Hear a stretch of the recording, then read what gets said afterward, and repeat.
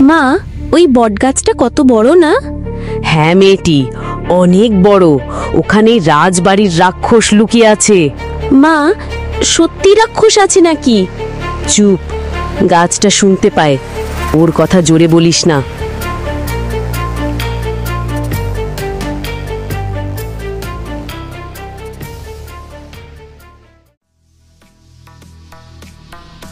কোথায় সেই জাদুকরি? তাকে তাড়াতাড়ি নিয়ে আসো। আমার রাজ্যে অশান্তি বাড়ছে, আজই এর সমাধান চাই।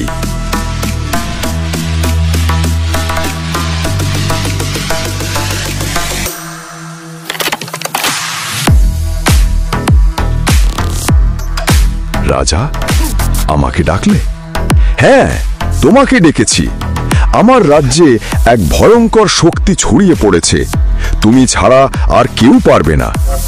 আমি সাহায্য করব রাজা, কিন্তু বিনিময়ে আমি চাই তোমার সবচেয়ে প্রিয় জিনিস।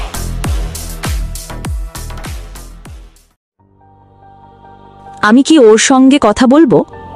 কুসুম, ভয় পেও না, আমি তোমার বন্ধু।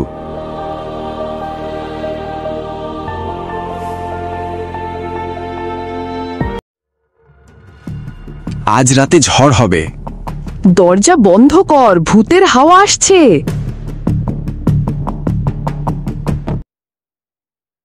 আমার হাত থেকে আলো বেরোচ্ছে। কুসুম, ভয় পেও না, তুমি বেছে নেওয়া মেয়ে রাজ্যকে বাঁচানোর জন্য।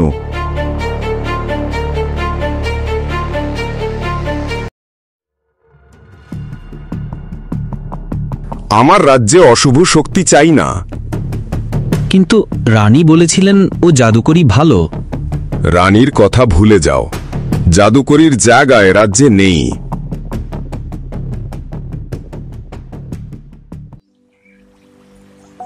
কুসুম, তুমি ওদিকে যেও না।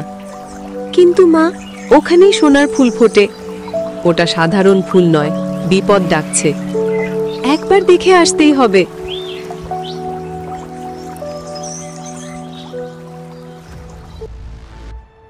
তুমি যদি সাহস দেখাও, রাক্ষসকে হারাতে পারবে। আমি চেষ্টা করব। তুমি আমাদের শেষ আশা। আমি ভয় পাবো না।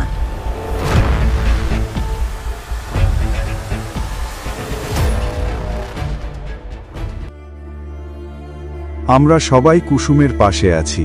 আমিও তার সাহায্য করব। রাক্ষসকে এ রাজ্য থেকে তাড়াতে হবে।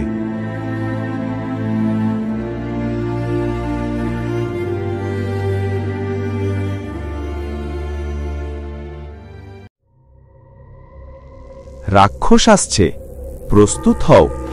আমি ভয় পাই না।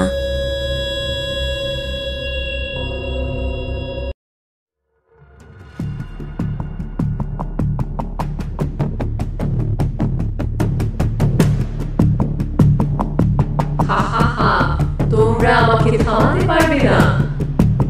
আমরা সবাই একসাথে লড়ব।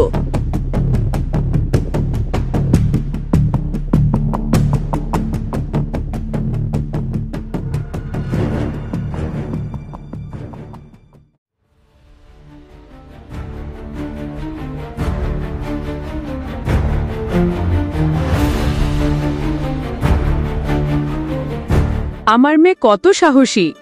তুমি সত্যি বীর। জয় হোক কুসুমে। এখন সময় এসেছে শেষ যুদ্ধের। আমি রাজ্যটাকে বাঁচাবো।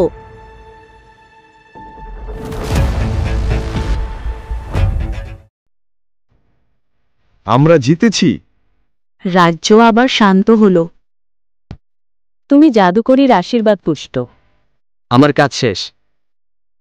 আমি আমাদের গ্রামকে ভালোবাসি। মা, কুসুম, তোমার জন্যই আমরা বেঁচে গেছি। আমাদের জমিতে আবার নতুন ফসল ফলবে। এবার হবে, ভালো সময় আসছে। জাদুকরী, তুমি কি আবার আসবে? যখনই আবার ডাকবে তখন আবার আসব। তাহলে আমাদের গল্প এখানেই শেষ? না, শেষ না, এখনো আরো অনেক গল্প বাকি।